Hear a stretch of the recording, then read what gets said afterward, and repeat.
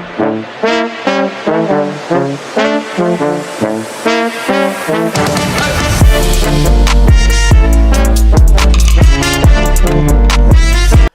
Ji, welcome back to Journey Joy Hub Ibrar. We are back with another video. एक ऐसी video जिसमें आज हम आपको बताने जा रहे हैं, सिखाने जा रहे हैं कि आप अगर हंगरी में रहते हैं और आपने किसी भी तरह का परमिट अप्लाई करना हो, इस परमिट में आ गया work permit, national permanent residency जिसको एनपीआर कहते हैं उसका परमिट, यूरोपियन परमानेंट रेजिडेंसी जिसको ईयूपीआर कहते हैं इसका परमिट, या किसी भी तरह का स्टूडेंट रिलेटेड परमिट अप्लाई करना हो, वर्क वीजा के रिलेटेड परमिट अप्लाई करना हो, तो सबसे बड़ी बात होती है कि एंटर हंगरी के पोर्टल पे जाके ये एप्लीकेशन फॉर्म सबमिट करना। अगर ये फॉर्म आप सही तरीके से सबमिट करते हो with all the necessary detail, with all the documents, तो आप ईयूपीआर या national PR with in 5 to 6 months आपको उसका कार्ड मिलेगा।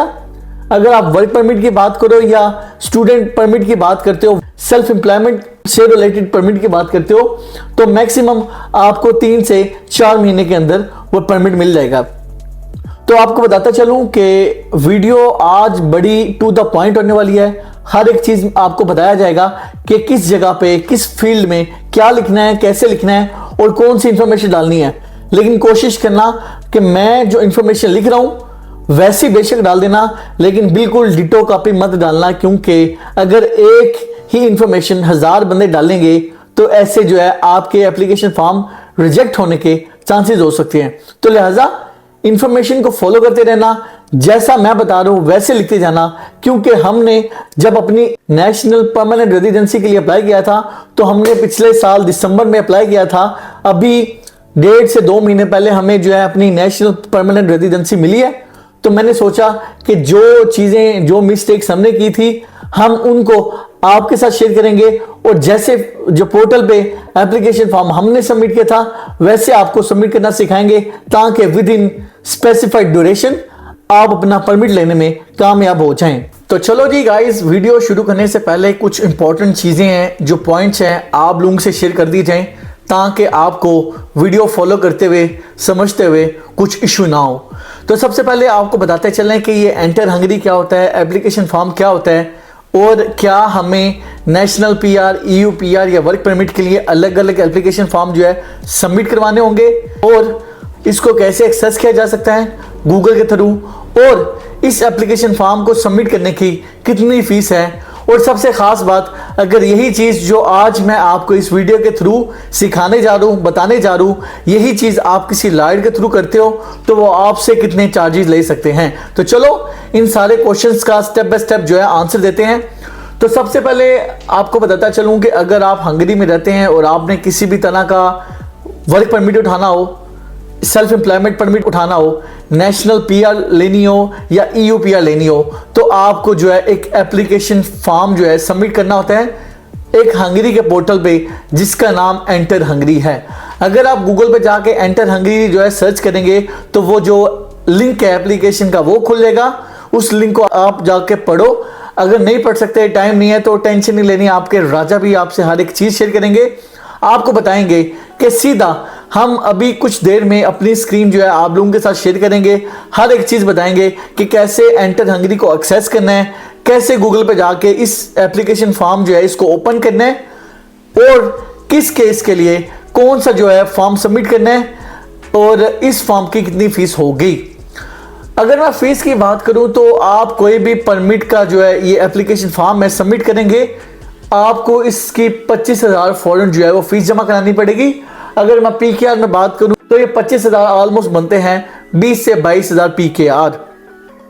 तो ये आप हंगेरियन ऑफिस में भी जाके जमा करा सकते हैं, यानी कि इमिग्रेशन ऑफिस में उनके पास मशीन्स होती हैं, आप जो है वो मशीन के थ्रू जमा करा सकते हैं या फिर कैश में जमा करा सकते हैं। अगर नहीं तो आप इमिग्रेशन ऑफिस में जब जाएंगे, जाके उनसे बोलेंगे कि मुझे किसी भी पोस्ट ऑफिस का जो चालान फॉर्म है वो दे दें। चालान फॉर्म आप लेके आप किसी भी पोस्ट ऑफिस में जाके ये फीस जमा करा सकते हैं। ये फीस किसी भी परमिट के लिए 25,000 फॉरेन रहेगी और ये हर किसी को जमा करवानी पड़ती है। और यही चीज अगर आप किसी वकील के थ्रू जमा करवाते हो, जब आप कहते हो कि फलां बंदे ने नेशनल पीआर जो है वकील के थ्रू जमा करवाई है, ईयू पीआर जमा करवाई है या वर्क परमिट डाला है, वो पंजाबी में कहते हैं कि एने वर्क वीजा पाया है, एने नेशनल पीआर पाई पई है, एने ईयू पीआर पाई पई है।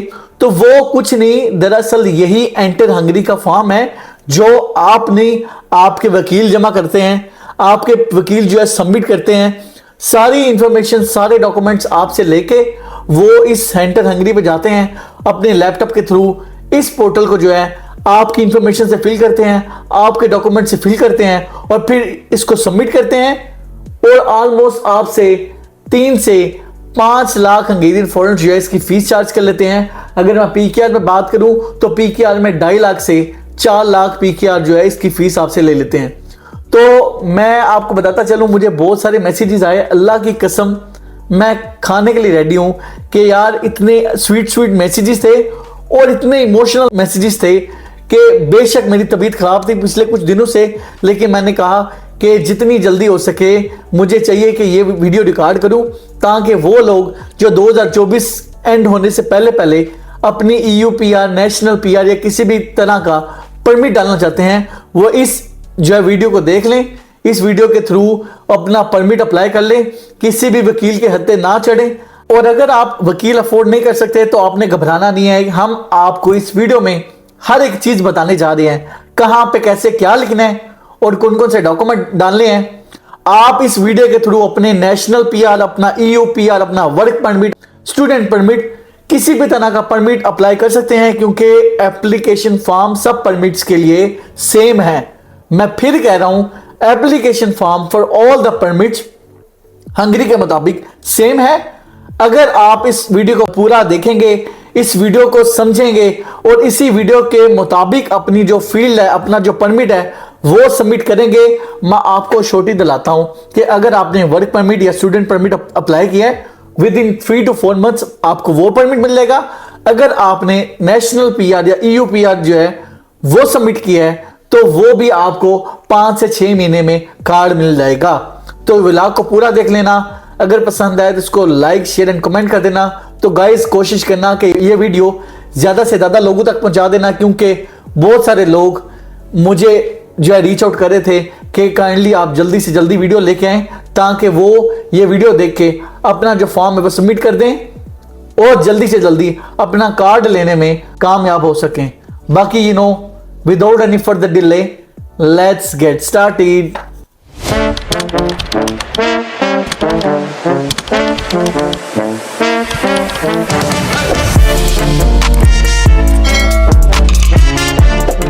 आपसे बातें करते करते एक और चीज मेरे माइंड में अभी खटखटी, तो मैंने बोला कि आप लोगों से शेयर कर देता हूं क्योंकि बहुत सारे लोग, बहुत सारी कंपनीज के लोग इस वीडियो को देखेंगे क्योंकि उन्होंने मुझे पहले रीच आउट किया था कि काइंडली आप कोशिश करें कि आप एंटर हंगरी की जो वीडियो है वो पब्लिकली अवेलेबल ना करें क्योंकि इससे कई बंदों का जो बिजनेस है वो ठप हो जाएगा। तो मैं अगर बताता चलूं उन लोगों को, उन कंपनीज को कि जिस कल्चर या जिस कंट्री से हम लोग आते हैं, तो हमने हमेशा ये सीखा है कि अगर मेरे साथ कुछ अच्छाई हुई है, कुछ भला हुआ है, तो मैं कोशिश करूंगा जब मुझे मौका मिले, जब प्लेटफॉर्म मिले, तो मैं हजारों लाखों लोगों की अगर हेल्प कर सकता हूं तो मैं करूंगा। वो कहते हैं कि अगर आप ये वीडियो पब्लिकली लाओगे तो इससे हमारा बिजनेस ठप होगा, हम आपके चैनल पे रिपोर्ट करेंगे, आपके चैनल को बंद करवा देंगे। एक चैनल क्या, हजारों लाखों चैनल जो है हमारी कम्युनिटी पे वार के फेंक दूं, मसला नहीं है। तो बताना आपको ये है कि डर उस रब की जात का है, बाकी तो किसी से डरते नहीं है। तो ये ले डाल दी आज ये वीडियो भी पब्लिकली, जो करना है कर लें, इससे फर्क नहीं पड़ता। तो गाइस आपने घबराना नहीं है, आपने किसी भी वकील, किसी भी कंपनी या किसी भी गेरू फ्रॉड वाले बंदे के हत्थे नहीं चढ़ना क्योंकि हजारों लाखों लोग बुरा पक्ष में अभी ये काम कर रहे हैं और ये जो है इसको अपना बिजनेस बना रहे हैं। तो आपने इस चैनल को फॉलो करना है और इस वीडियो को फॉलो करना है। मैं आपको गारंटी देता हूं कि आपका सिर्फ 25,000 फॉरेन के अलावा कोई फीस नहीं लगेगी। A to Z हम हर एक चीज आपको बताएंगे कि इंफॉर्मेशन कैसे डालनी है, कैसे फॉर्म सबमिट करना है, कैसे डॉक्यूमेंट डालने हैं और आपके साथ बैठ के एक ही सीटिंग में पूरा एप्लीकेशन फॉर्म जो है आज हम आपको सिखाने जा रहे हैं। तो चलो अभी हम आपके साथ जो अपनी स्क्रीन शेयर करेंगे, आपको अपनी स्क्रीन पे लेके जाएंगे, शुरू से एंटर हंगरी पोर्टल पे जाएंगे, आपको बताएंगे सर्च कैसे करना है, ये पोर्टल कैसे ओपन होगा, ये एप्लीकेशन फॉर्म कैसे ओपन होगा, EU PR के लिए कौन सा फॉर्म चूज करना है, नेशनल PR के लिए कौन सा फॉर्म चूज करना है। बाकी एक और चीज बताता चलूं कि हम जो अपने व्लॉग में नेशनल PR के जो फॉर्म को बेस लेके चलेंगे, जो फॉर्म मैंने खुद सबमिट किया था आज से कुछ महीने पहले और मुझे अपनी नेशनल PR रिसीव होगी, हम उस नेशनल PR के फॉर्म को लेके बेस चलेंगे। लेकिन आपको बताता चलूं कि सारे फॉर्म सेम है, एक ही फॉर्म है सारे परमिट्स के लिए, तो आपने घबराना नहीं है। सिर्फ थोड़ा सा बीच में चेंजिंग आएगी जहां पे आपको चूज करना होगा ऑप्शन कि ये जो फॉर्म, एप्लीकेशन फॉर्म जो आप सबमिट करना चाह रहे हो, ये फॉर्म किस केस के लिए है। ये फॉर्म नेशनल PR के लिए है, EU PR के लिए है, वर्क परमिट के लिए है। सिर्फ आपने वो एक जो ऑप्शन है वो एक ऑप्शन चूज करना है, उसके अलावा सारा फॉर्म डिट्टो कॉपी हर एक परमिट के लिए सेम है। तो चलो ज्यादा टाइम वेस्ट नहीं करते, आपको सीधा अपनी स्क्रीन पे लेके चलते हैं और बाकी बातें आपसे वहां जाके शेयर करेंगे। कोशिश करना वीडियो को ज्यादा फैला देना, क्योंकि बहुत सारे लोग कंफ्यूज हैं, बहुत सारे लोग जो है इन फ्रॉड करने वाले लोगों से बच जाएं। बाकी चलते हैं अपनी उस स्क्रीन पे और वहां पे जाके एप्लीकेशन फॉर्म सबमिट करना सीखते हैं। तो हाँ जी गाइस, अगर आपने अपना लैपटॉप खोल लिया, मोबाइल खोल लिया या मैकबुक खोल लिया जिससे आप जो है इस व्लॉग को देख रहे हैं, तो सबसे पहले अपना गूगल क्रोम खोल लो। अगर किसी के पास गूगल क्रोम नहीं है तो आप जो है काइंडली यूट्यूब पे जाके इस वीडियो को यहाँ पॉज करो। पॉज करने के बाद यूट्यूब पे एक और टैब खोलो। टैब खोलने के बाद ये चेक कर लो कि गूगल कैसे इंस्टॉल करना है। क्रोम जो है इसका सिंबल, ये अगर आपको मेरा कर्सर दिख रहा हो तो ये ऐसा होता है क्रोम। तो इस क्रोम को इंस्टॉल कर लो। इंस्टॉल करने के बाद सबसे पहले अपना पहला टैब खोलोगे। टैब खोलने के बाद आपको ऐसी स्क्रीन दिखेगी जिस पे सबसे बड़ा लिखा होगा गूगल। तो अगर ये टैब खोल लिया तो चलो यहाँ से अपने व्लॉग की शुरुआत करते हैं। लेकिन शुरुआत करने से पहले मैं चाहता हूँ कि आप लोग सब मेरे साथ मिलके 2 या 3 सेकंड्स के लिए रब को याद करते हैं। रब को याद करने के बाद जो है हम अपने व्लॉग की शुरुआत करते हैं, क्योंकि मेरे लिए और आप सब के लिए ये व्लॉग मतलब बहुत बड़ा होने वाला है। मेरे लिए इसलिए क्योंकि मैंने इससे पहले अपनी लाइफ में इतना बड़ा व्लॉग रिकॉर्ड नहीं किया। तो आपके लिए इसलिए अगर आप ये व्लॉग देख रहे हो तो आप इसके बिहाफ पे अपनी नेशनल PR, EU PR या कोई भी अपना परमिट डालोगे और हम लोग जो आपस में मिलकर दुआ करते हैं कि अगर आप लोग अपना परमिट डालोगे और आपका परमिट जो है आपको मिलने में कामयाबी मिलेगी। तो कुछ सेकंड्स के लिए अपनी आंखें क्लोज करते हैं, रब को याद करते हैं और फिर अपने व्लॉग की शुरुआत करते हैं। ओके, सो चलो जी, रब को याद कर लिया, स्क्रीन का सेटअप हमने बना लिया। बिना किसी देर किए आपको दिखाते हैं, आपको सिखाते हैं कि आप कैसे किस तरह हंगरी में एंटर हंगरी पे जाके अपने किसी भी परमिट के लिए एप्लीकेशन फॉर्म सबमिट कर सकते हैं। तो उम्मीद है कि आपने गूगल इंस्टॉल कर लिया होगा, जिनके पास ऑलरेडी है वेल एंड गुड। तो चलो अभी क्रोम का टैब हमने खोल लिया है। टैब खोलने के बाद आपने जाके सबसे पहले यहाँ पे सर्च करना है एंटर हंगरी। तो हमने जैसे कि सर्च किया एंटर हंगरी, सबसे पहले वेबसाइट आएगी, इस वेबसाइट को खोल लो। हमने अपने नए टैब में इस वेबसाइट को खोल लिया है। खोलने के बाद आपको पता है कि हंगेरियन वेबसाइट कोई भी हो वो हंगेरियन लैंग्वेज में होती है, और आपको पता है मेरी और आपकी जो है हंगेरियन काफ़ी हाई है, तो इसलिए हमें इसको इंग्लिश में ट्रांसलेट करना है। अगर आपके पास टाइम हो तो इसको थोड़ा सा पढ़ लेना। यहाँ से भी जाके इन्होंने ऑप्शन दिया है, आप यूक्रेनियन, इंग्लिश या हंगेरियन में जो है इसको ट्रांसलेट कर सकते हो। हमने इंग्लिश चूज कर लिया। तो अगर आप लोगों के पास टाइम है तो इसको पढ़ लेना कि इसमें क्या लिखा हुआ है। और बाकी आपको पता है, मुझे पता है कि आपके पास टाइम नहीं है, तो इसलिए टेंशन नहीं लेनी, आपके राजा भाई ने ऑलरेडी पढ़ लिया। तो अपने सीधा टू द पॉइंट जो है टॉपिक पे चलते हैं, आपको बताते हैं कि कैसे फॉर्म सबमिट करना है। इन 3 लैंग्वेज वाले बटन्स के साथ एक बटन दिखेगा जिसका नाम है साइन इन। तो सबसे पहले साइन इन पर क्लिक करते हैं। जिन लोगों का अकाउंट ऑलरेडी है वो तो ठीक है, जिन लोगों का अकाउंट नहीं है तो सबसे पहले आपको दिखाते हैं, आपको बताते हैं कि आपने हंगेरियन वेबसाइट पे अकाउंट कैसे क्रिएट करना है। कभी कभी ये वाला जो बटन है जिस पे हम अपना अकाउंट बनाएंगे, रजिस्ट्रेशन कराएंगे, ये स्लो होता है। जैसे आपने देखा कि मैं आपसे बात कर रहा था तो ये अभी इस बटन को लोड होने में 1 से 2 मिनट लगे। तो शांति रखना, रिलैक्सेशन रखना, क्योंकि आज व्लॉग बड़ा तगड़ा होने वाला है और सारी चीज़ें आपको सबमिट करना सिखाएंगे। जिनका अकाउंट है आप 1 मिनट के लिए होल्ड कर लो, अपने इमोशन जो है होल्ड कर लो। हम लोग जिन लोगों का अकाउंट नहीं है उनको अकाउंट बनाना सिखाते हैं। तो सबसे पहले आपने जाना है इस रजिस्ट्रेशन बटन पे, ये लिखा हुआ है डोंट हैव एन अकाउंट, कि अगर आपके पास अकाउंट नहीं है तो आपको रजिस्ट्रेशन करानी पड़ेगी। तो सबसे पहले इस रजिस्ट्रेशन बटन पे क्लिक करते हैं। करने के बाद आपको कुछ ऑप्शन दे दिए जाते हैं कि I am acting as a private person, acting as a lawyer, acting as a company. इनमें से जो आप पे सूटेबल है आप उस बटन को क्लिक कर लो। हम प्राइवेट पर्सन है तो इसलिए आप और मैं हम पहले बटन को चूज करेंगे, वरना अकॉर्डिंग टू योर नीड किसी भी ऑप्शन को चूज कर लो। सरनेम का मतलब है कि आपके नेम का जो सरनेम है, जैसे मेरा नाम इब्रार शकूर है, मेरा लास्ट नेम जो सरनेम है, तो मेरा लास्ट नेम शकूर है तो मैं शकूर चूज करूंगा। फर्स्ट नेम मेरा इब्रार है तो मैं इब्रार चूज करूंगा। फोन नंबर मैंने जो भी डालना है मेरा जो है हंगरी में वो चूज करूंगा। उसके बाद हम डेट ऑफ बर्थ चूज करेंगे। डेट ऑफ बर्थ चूज करने के बाद हम जो है अपनी ईमेल चूज करेंगे जो हमने इस अकाउंट के साथ लिंक करनी है। ये ईमेल ध्यान से चूज करना, क्योंकि इसी ईमेल पे आपको सारी इमिग्रेशन ऑफिस की तरफ से ईमेल्स आएंगी। अगर आपके पास कोई डॉक्यूमेंट मिस हुआ, अगर उन्होंने आपको कोई चीज़ बतानी होगी, अगर आपको रीच आउट करना होगा, तो ये ईमेल अकाउंट आपके पास होना चाहिए। तो अगर ये ईमेल अकाउंट आपके पास नहीं है, इसके भी यूट्यूब पे वीडियो देख लेना कि ईमेल अकाउंट कैसे क्रिएट करते हैं, जिसको जीमेल कहते हैं। तो वो अगर आपके पास ईमेल अकाउंट है तो यहाँ आपने ईमेल अकाउंट डाल देनी है। डालने के बाद आपने रजिस्ट्रेशन बटन पे क्लिक करना है। जब आप रजिस्ट्रेशन बटन पे क्लिक करोगे आपको एक ईमेल आएगी कि आपका अकाउंट जो है बन गया।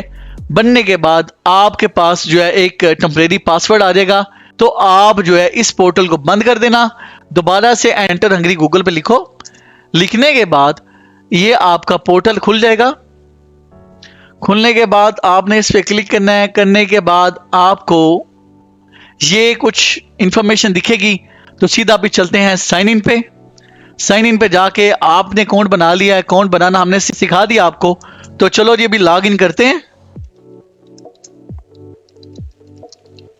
अपने क्रेडेंशियल्स के साथ। जब हमारा आपने पासवर्ड और ईमेल दोनों डाल दिए, साइन इन पे क्लिक करना है, ये आपका जो अकाउंट है खुल जाएगा।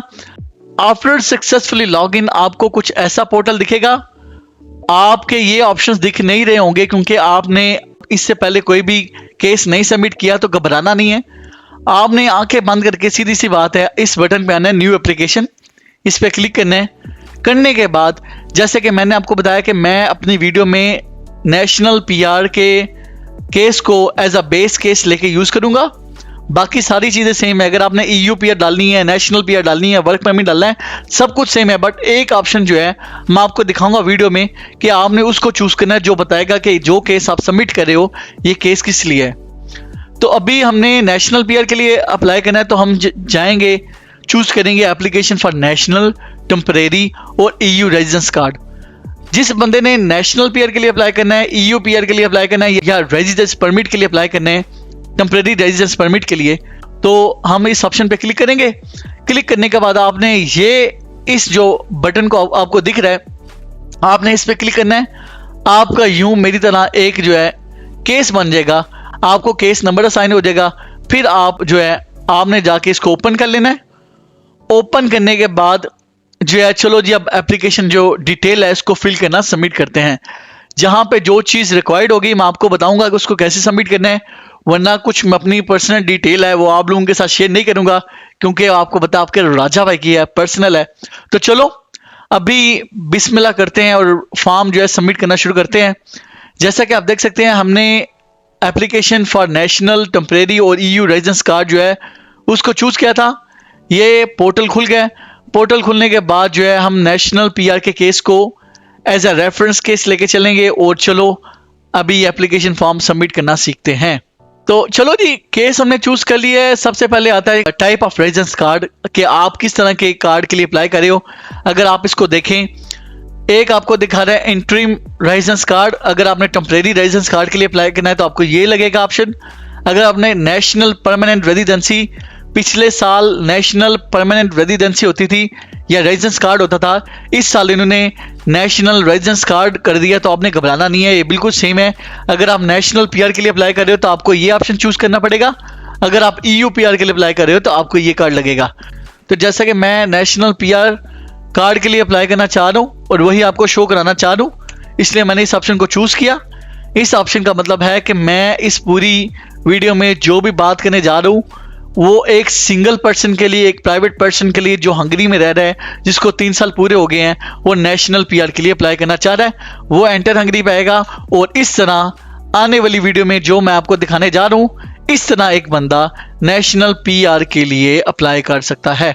बाकी वो लोग जो भी नए हैं, जो इस वीडियो से हमारे साथ जुड़े हैं, मैं आपको बताता चलूं, इससे पहले हमने 2 या 3 वीडियोस डाली हैं, आप उनको देख लेना। एक video requirements for national PR, requirements for EU PR, work permit की क्या रिक्वायरमेंट्स हैं, स्टूडेंट परमिट की क्या रिक्वायरमेंट्स हैं, एक बंदा वर्क वीज़ा कैसे अप्लाई कर सकता है, ये वीडियो देख लेना। इसका लिंक मैं ऊपर अटैच कर दूंगा।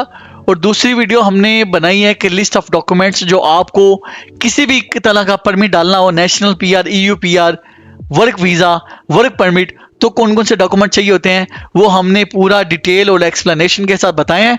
आप वो वीडियो भी देख लेना, उसका लिंक भी मैं ऊपर डाल दूंगा। अगर आपने वो दोनों वीडियो देख ली हैं, आप अच्छी जगह पे हैं, सही वीडियो पे हैं, तो चलो जी अभी अपने वीडियो की शुरुआत करते हैं और आपको बताते हैं कि आपने कैसे फॉर्म सबमिट करना है। तो सबसे पहले इन तीनों कैटेगरी में से हमने नेशनल पीआर का जो कैटेगरी है वो चूज कर ली है। करने के बाद आता है कि receive the issue document at, हमने ईमेल एड्रेस चूज करना है जो भी आपने रखना है। उसके बाद आपने फ़ोन नंबर देना है जो आपका है, मेरी चीज़ें मत डाल देना, अपनी चीज़ें डालना काइंडली, वो फ़ोन नंबर चूज कर लेना। उसके बाद आता है कि receive the issue document at, वो कह रहा है कि जब आपका नेशनल पीआर का कार्ड आएगा या कोई भी कार्ड आप अप्लाई करे हो तो आप ये कार्ड कहाँ रिसीव करना चाहते हो। अगर मैं इसको ओपन करूँ तो इसमें 2 चीज़ें आती हैं, ऑफिस या बाय पोस्ट। तो मैं आपको सजेस्ट करूँगा कि आप ऑफिस ही रखो। जब भी आपका कार्ड अप्रूव होगा तो आप जो है हंगेरियन इमिग्रेशन ऑफिस में जाना, जाने के बाद वहाँ से अपना जो कार्ड है रिसीव कर लेना, क्योंकि पोस्ट ऑफिस पे आपका कार्ड शायद खो सकता है या देर हो सकती है। तो लिहाजा बेहतर है कि आप ऑफिस चूज़ करना, ताकि जब आपका कार्ड अप्रूव हो आपको ईमेल है और आप ऑफिस में जाके अपने कार्ड को रिसीव कर लें। तो अभी चलते हैं अपने नेक्स्ट सेक्शन पे, जो है personal data of the person applying for residence, के जो बंदा रेजिडेंस के लिए अप्लाई कर रहा है उसकी पर्सनल डिटेल। टाइटल में अगर आ गया मिस्टर, जैसे अब लड़के तो आपके लिए मिस्टर आएगा, मेरे लिए। फिर आता है सरनेम, हमारा जो फाइनल नेम क्या है, जो लास्ट नेम क्या है वो शकूर है, शकूर चूज करेंगे। सरनेम एट बर्थ, मेरा बर्थ पे भी सरनेम शकूर था तो मैं इसको शकूर ही चूज करूंगा।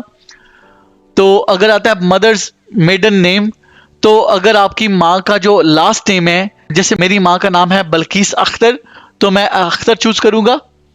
करने के बाद डेट ऑफ बर्थ, मेरी जो डेट ऑफ बर्थ है वो क्या है वो हमने चूज कर ली। प्लेस ऑफ बर्थ जो है मेरी गुजरात पाकिस्तान है, मैंने वो चूज कर ली।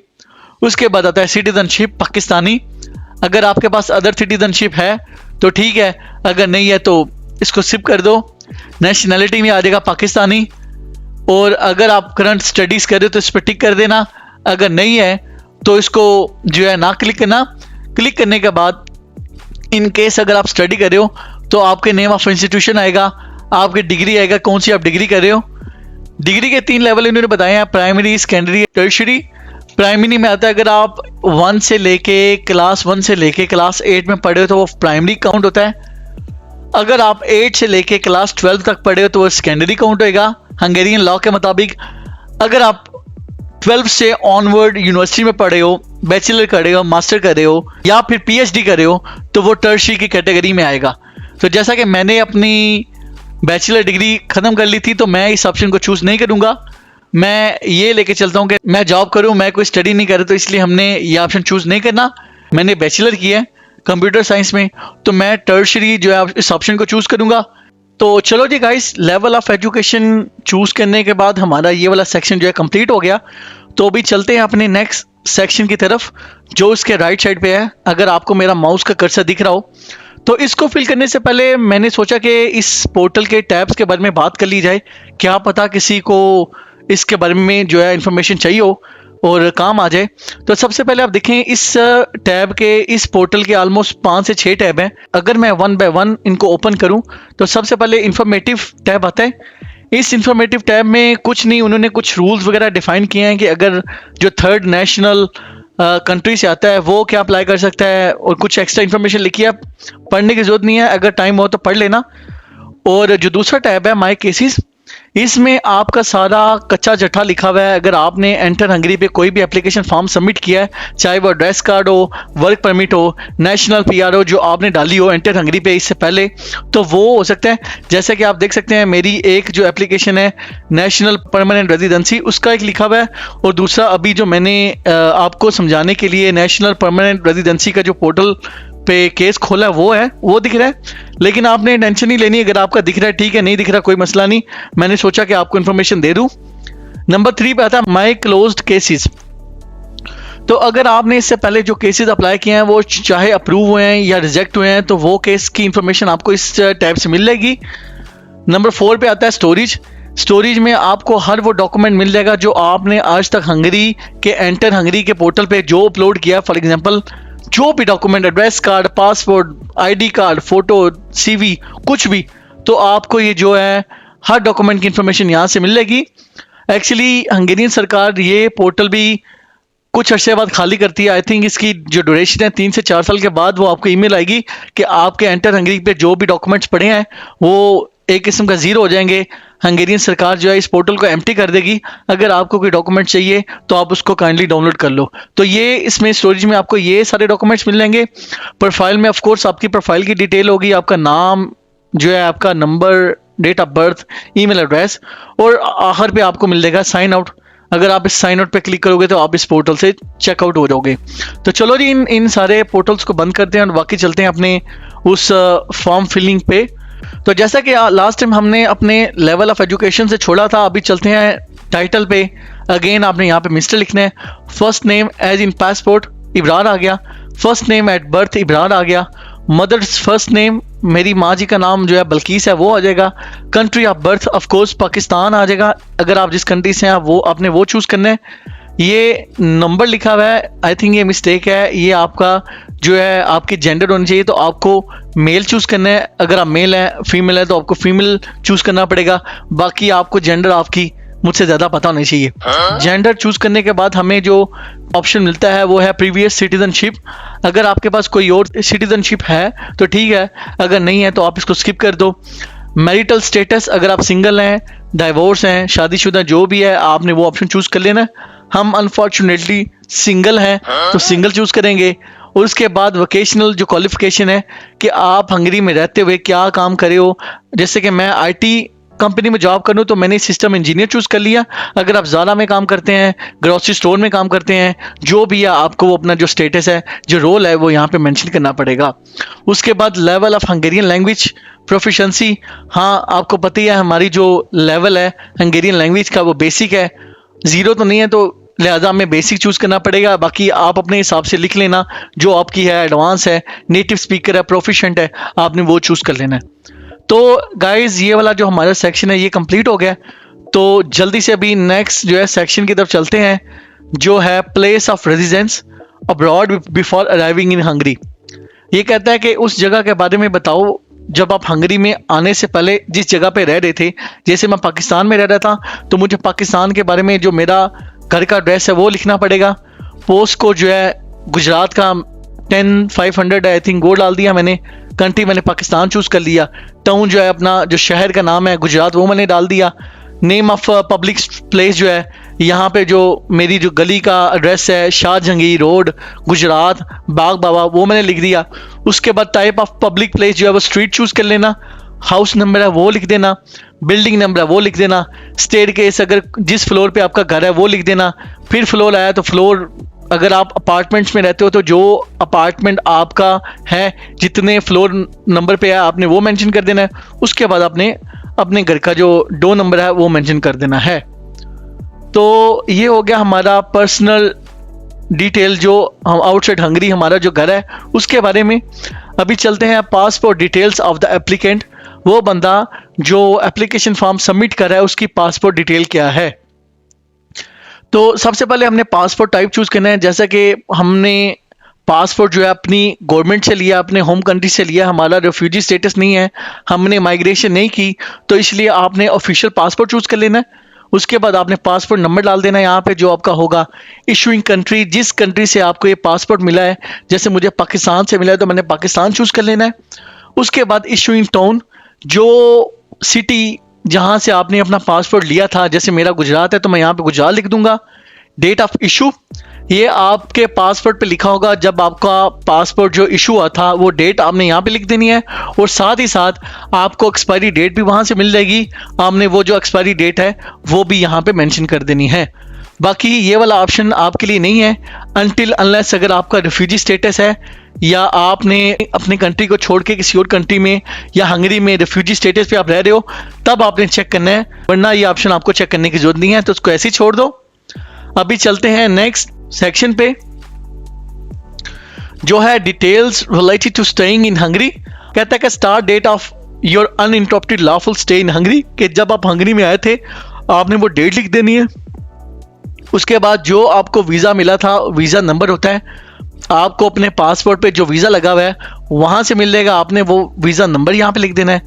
Expiry date of your visa issue, ये भी उसी वीज़ा पेज पे लिखा होगा, आपने उसकी एक्सपायरी डेट लिख देनी है।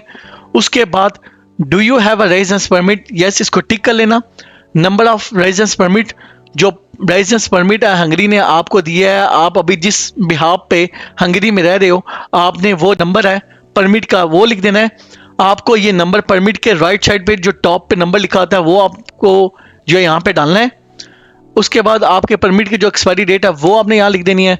उसके बाद ये जो ऑप्शन है इसको भी टिक कर लेना, ये है कि आपके पास जो परमिट है इधर वो आपको हंगेरियन सरकार ने दिया है या शेंजन जो स्टेट का हिस्सा है उसने दिया है, तो उसको टिक कर लेना। उसके बाद आता है कि आपके पास जो ये परमिट है जिसकी इंफॉर्मेशन हमने ऊपर दी है, तो वो कौन से टाइप का है। डॉक्यूमेंट टाइप आपने जो है टेम्परेरी सेटलमेंट परमिट चूज कर लेना है। उसके बाद आपने उसका नंबर लिख देना है, डॉक्यूमेंट नंबर जो आपके परमिट का नंबर है वो आपने लिख देना है। उसके बाद आपके जो परमिट की एक्सपायरी डेट है वो आपने लिख देनी है। किस कंट्री ने आपको ये डॉक्यूमेंट दिया है, हंगरी ने, जैसे कि हमने अपना जो परमिट है हंगरी से लिया है, तो उस कंट्री का जो आपने नाम लिख देना है। तो उसके बाद ये वाला जो सेक्शन है इतना इंपॉर्टेंट नहीं है, तो उसको जो है चेक नहीं करना।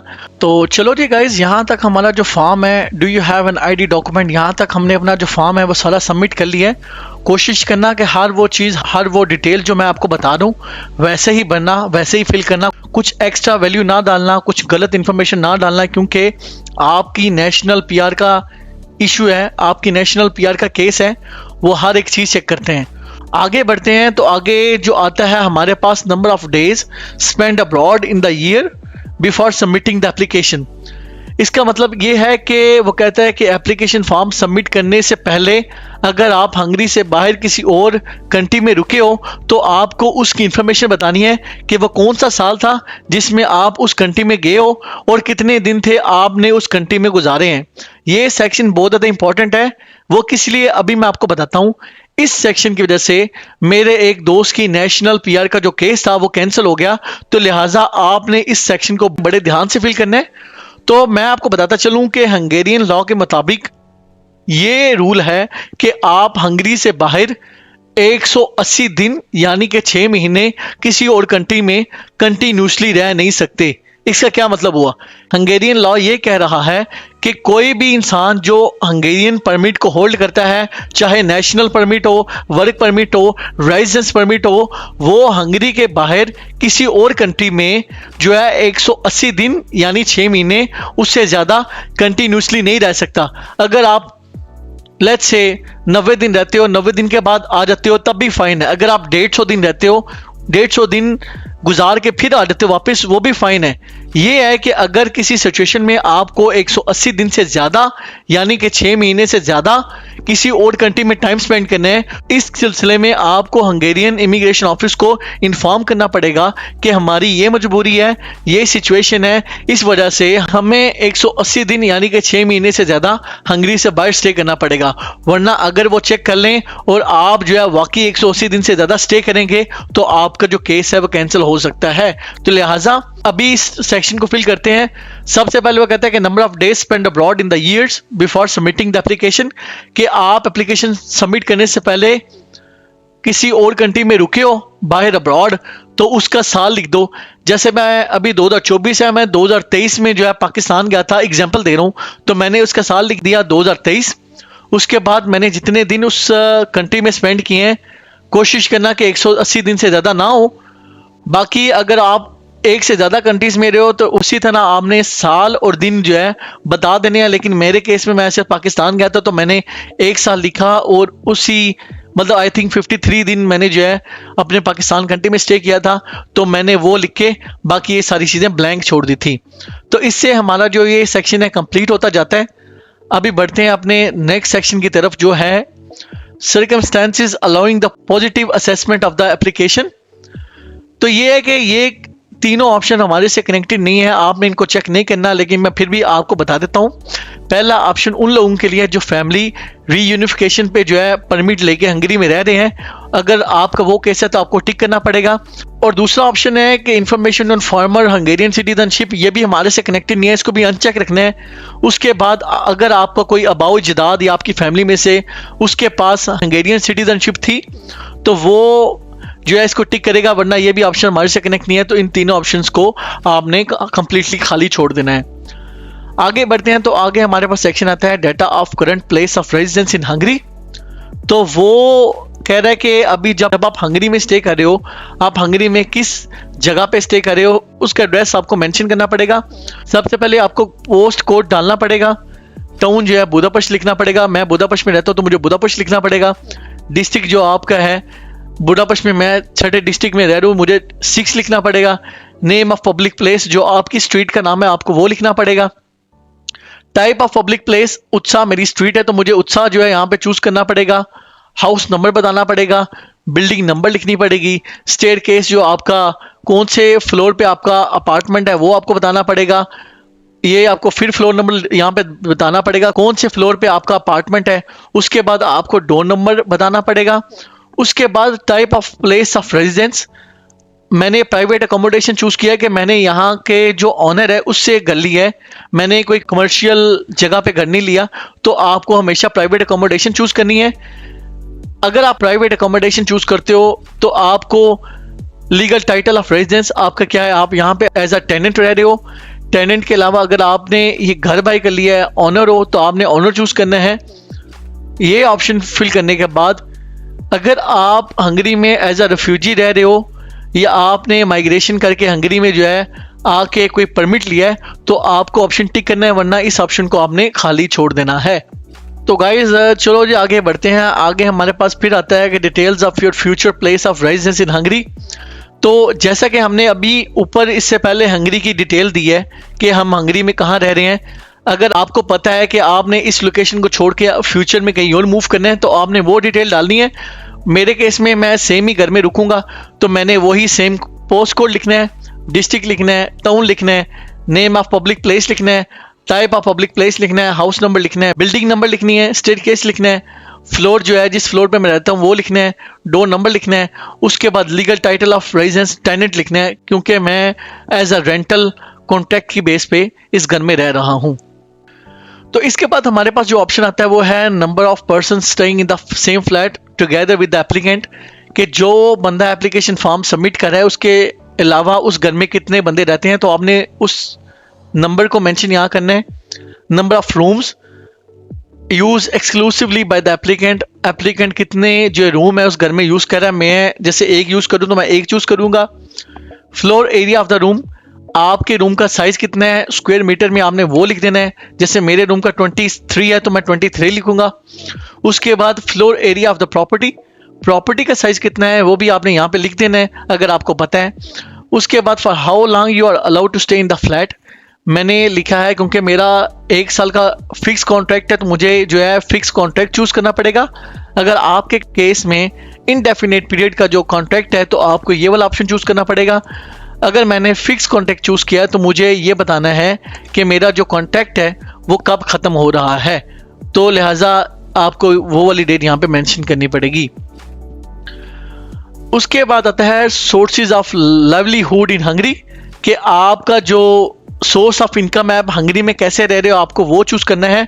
अगर मैं इसकी बात करूं तो मैं ये चूज करूंगा पेड एक्टिविटी, एम्प्लॉयमेंट रिलेशनशिप और other legal relationship related to employment. हमें ये चूज करना है। मैंने इसलिए ये चूज किया क्योंकि मैं एक आईटी सेक्टर में जॉब करूं, एक कंपनी के थ्रू जॉब करूं, कंपनी मुझे सैलरी देती है, तो मेरा पेड एक्टिविटी है फॉर एन एम्प्लॉयमेंट, कि मेरा एम्प्लॉयमेंट मुझे हर महीने सैलरी पे करता है। मैं उस जो है बिहार पे यहाँ पे हंगरी में रह रहा हूँ, वही मेरा सोर्स ऑफ इनकम है, वही मेरा जो है एक जरिया है जिससे मैं पैसे कमाता हूँ। तो गाइस, मैं एक्सपेक्ट करूँ कि वीडियो हमारी बहुत ज़्यादा लंबी हो गई है। मैंने अभी जो है शुरू से लेके आपको इतना जो फॉर्म है सबमिट करवाना सिखा दिया है, आपको बता दिया है, हर एक इंफॉर्मेशन, हर एक फील्ड के बारे में आपको डिटेल इंफॉर्मेशन दी है। अभी हमारा गला भी बैठ रहा है और थोड़ा सा फ्लू लगा हुआ है, तो चलो जो है कोशिश करते हैं कि इस जो वीडियो को ना पार्ट्स बाय पार्ट में लेके आते हैं। आई थिंक मैक्सिमम 2 पार्ट में करूँगा। अभी यहाँ तक जो है अपना पार्ट 1 रखते हैं।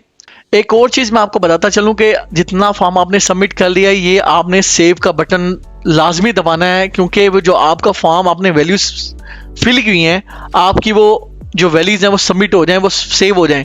तो गाइज बताना आपको ये था कि हमने अपनी जो करंट वीडियो है इस EU PR, नेशनल PR या वर्क परमिट के रिलेटेड, अगर आप एंटर हंगरी पे एप्लीकेशन फॉर्म सबमिट करना चाह रहे हो, तो हमने आपको दिखाया कि कैसे आपने एंटर हंगरी पे अकाउंट क्रिएट करना है, एंटर हंगरी का अकाउंट कैसे जो है एक्सेस करना है, एक्सेस करने के बाद आपने किस फील्ड में कौन सी वैल्यू लिखनी है और कैसे उसको फिल करना है। तो अभी हमने ऑलमोस्ट 4 से 5 सेक्शन जो है वो कवर कर दिए हैं, लेकिन वीडियो हमारी ऑलरेडी बहुत बड़ी हो चुकी है, तो मैंने सोचा कि क्यों ना इस हिस्से को यहाँ कट किया जाए और इसका जो पार्ट 2 है वो जो है लेके आया जाए, क्योंकि एक ही वीडियो बनाना और इस सारी चीज़ों को एक्सप्लेन करना ये नाइंसाफ़ी होगी मेरे साथ भी और आप लोगों के साथ भी। मैं नहीं चाहता कि आप एक ही वीडियो में बैठें और थक जाएं और बोर हो जाएं राजा भाई से। तो इस बोरियत को मद्देनजर रखते हुए और वीडियो की लेंथ को मद्देनजर रखते हुए हमने डिसाइड किया कि हम जो है पार्ट 2 लेके आ रहे हैं कुछ दिन में। बेशक हमारी तबीयत खराब है, लेकिन हम कोशिश करेंगे कि जल्दी से जल्दी पार्ट 2 भी लेके आ जाएं इसी वीक में, ताकि आप लोग जल्दी से जल्दी बैठें और इसी सितंबर के महीने में अपना जो PR का केस है, EU PR का केस है या वर्क परमिट है या स्टूडेंट परमिट है, आपने डालना है। आप जल्दी से जल्दी जो है उसको डाल सकें, फॉर्म सबमिट कर सकें with all the required documents, with all the detail. तो उम्मीद है आपको ये व्लॉग पसंद आया होगा। अगर आपको पसंद आया तो उसको लाइक, शेयर एंड कमेंट कर देना। वो फिर मैं आपको एक बात याद करवाना चाहूँगा कि हमारे बहुत सारे दोस्त, हमारी अपनी कम्युनिटी, देसी कम्युनिटी, उनको हेल्पिंग हैंड की जरूरत है। 1 फॉर ऑल फॉर 1। अगर आप एक के लिए करोगे, एक हजारों बंदों के लिए करेगा। तो कोशिश करो कि लोगों के लिए ब्रिज बनो, ना कि बैरियर बनो।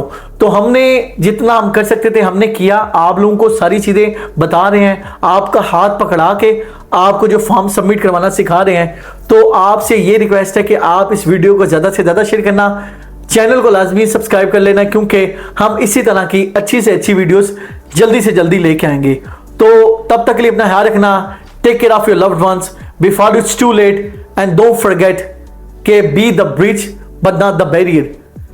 मिलते हैं अपने जल्दी से जल्दी पार्ट 2 के साथ। तब तक के लिए अपना ख्याल रखना। टेक केयर, चाओ, पीस आउट।